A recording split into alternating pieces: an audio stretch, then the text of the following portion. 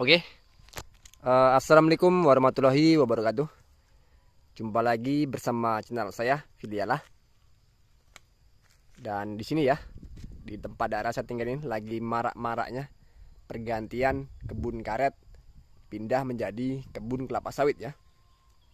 Cuman untuk topik pada video saya kali ini bukan masalah perpindahan kebun ya, melainkan mengenai kastrasi pada pokok sawit kita. Jadi ada beberapa rekan kita yang tidak memperhatikan tentang kastrasi yang benar untuk pertumbuhan sawitnya. Padahal kastrasi sangat dibutuhkan, sangat penting bagi pertumbuhan vegetatif untuk sawit ya. Jadi buat rekan-rekan, mudah-mudahan datanya video saya kali ini bisa menjadi tambahan pengetahuan, tambahan wawasan ya, agar supaya lebih memperhatikan pertumbuhan sawitnya. Mengingat pertumbuhan sawit ini adalah kunci sukses untuk 25 tahun ke depan ya. Jadi kalau tidak dari awal kita atur dengan baik, takutnya nanti untuk 25 tahun ke depan pertumbuhan sawitnya, hasil buahnya, hasil panennya tidak bisa kita jagakan ya. Jadi mohon maaf untuk rekan-rekan yang kalaupun ada videonya, kebunnya saya buat video atau buat konten ya. Dan ini saya lakukan untuk berbagi pengetahuan, pengalaman, bisa sharing juga ya. Dan di sini terlihat ya,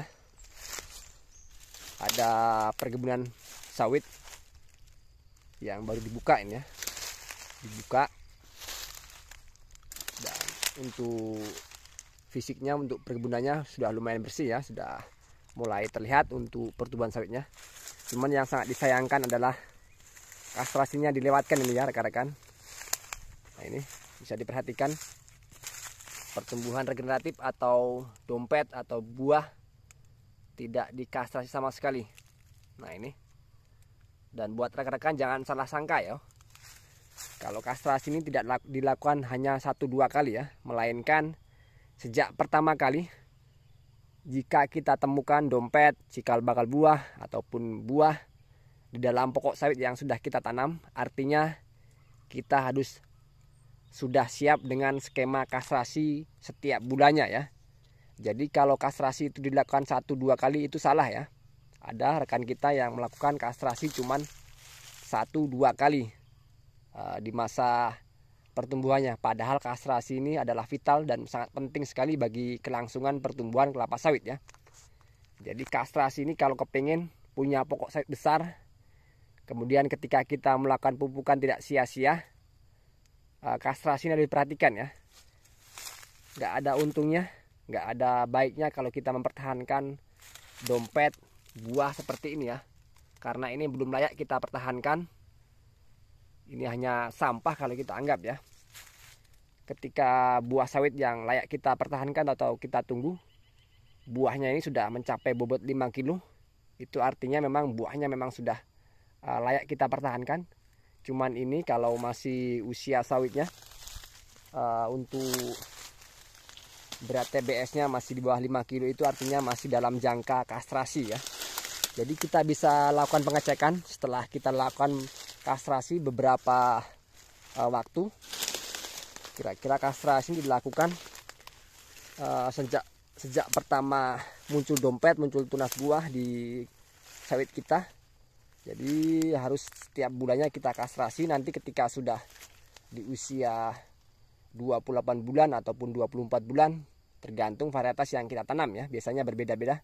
Kalau untuk berat TBS-nya sudah 5 kilo, itu artinya sudah stop ya untuk kastrasinya. Nah ini, jadi paling umum itu, yang paling umum sekali, kastrasi itu diakhiri di usia tanam sawit 24 bulan ya. Nah itu sudah buahnya mayoritas sudah mencapai bobot berat 5 kilo. Nah ini ya, untuk kastrasinya jangan dilewatkan ya rekan-rekan. Ini buahnya sejak muncul dompet, sejak muncul tunas bunga, tunas buah, tidak ada kastrasi sama sekali ya. Jadi bagi rekan-rekan, mudah-mudahan datanya video saya kali ini bisa menjadi tambahan wawasan, tambahan pengetahuan ya. Jadi pentingnya kastrasi di perkebunan sawit yang sudah kita tanam ya. Ketika sudah muncul dompet, ketika sudah muncul tunas buah, itu harus wajib kita mempunyai skema kastrasi. Setiap bulannya kita agendakan ya. Ini kan sangat disayangkan sekali nih, mempertahankan buah yang belum layak kita pertahankan dan akan menyakiti pertumbuhan vegetatifnya. Vegetatifnya ini pokok sawitnya ya, rekan-rekan. Regeneratifnya adalah buah sawitnya. Jadi otomatis untuk pertumbuhan sawitnya, pokok sawitnya akan terhambat ya oleh pertumbuhan regeneratif. Dan lebih parah lagi, nanti kalau kita melakukan pemupukan, pupuknya ini tidak tertuju pada pembesaran pokoknya, melainkan dibagi menjadi pembesaran vegetatif dan regeneratifnya ya. Itu sangat disayangkan sekali. Ini padahal untuk pertumbuhan sawitnya sudah sangat baik sekali ya. Muncul tunas buah, muncul dompet, muncul buah, sudah seperti ini. Sudah pertumbuhan ideal ya. Cuman yang sangat disayangkan dari awal muncul dompet, muncul buah tidak sesegera mungkin dikastrasi. Dan ini akan berdampak bagi melambatnya pertumbuhan sawitnya. Seharusnya sudah mempunyai diameter yang lumayan besar. Dengan adanya buah-buah ini ataupun dompet sawitnya, maka untuk pertumbuhannya terbagi ya. Nah ini.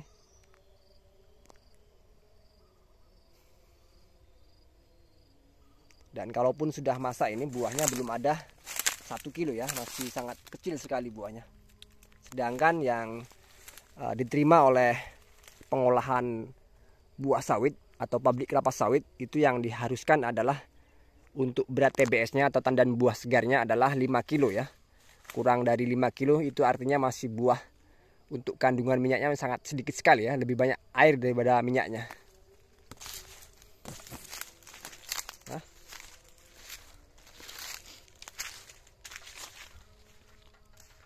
Semuanya sudah muncul tunas buah, tunas dompet, bunga, sudah ramai sekali ya. Tapi yang sangat disayangkan adalah tidak dikastrasi. Oke, untuk rekan-rekan, setelah melihat tayangan ini mudah-mudahan bisa menjadi pengingat untuk rekan-rekan ya. Kalaupun sawitnya sudah muncul dompet, muncul buah yang harus segera mungkin dikastrasi, memiliki skema kastrasi ya. Dan kastrasi ini diakhiri ketika sawitnya sudah mempunyai berat TBS 5 kilo. Itu kurang lebih di usia 24 bulan atau 2 tahun ya. Itu mungkin usianya sudah usia berat TBS-nya sudah mencakup 5 kilo ya. Oke. Sekian dari saya. Kalaupun ada pertanyaan, masih ada kurang jelasnya, silakan tulis di kolom komentar. Kalaupun memang perlu dibuatkan videonya, saya akan buatkan videonya tentang kastrasi ini ya, pembahasan tentang kastrasi.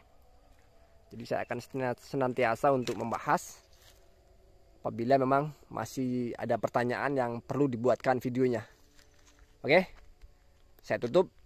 Saya ucapkan selamat untuk rekan-rekan yang sudah tanam sawit. Mudah-mudahan pertumbuhan sawitnya stabil, normal, pertumbuhannya cepat dan aman dari segala jenis hama ya.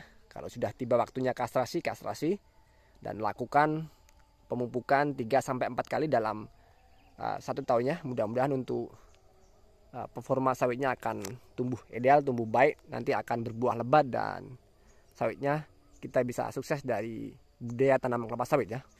Oke, saya ucapkan terima kasih. Assalamualaikum warahmatullahi wabarakatuh.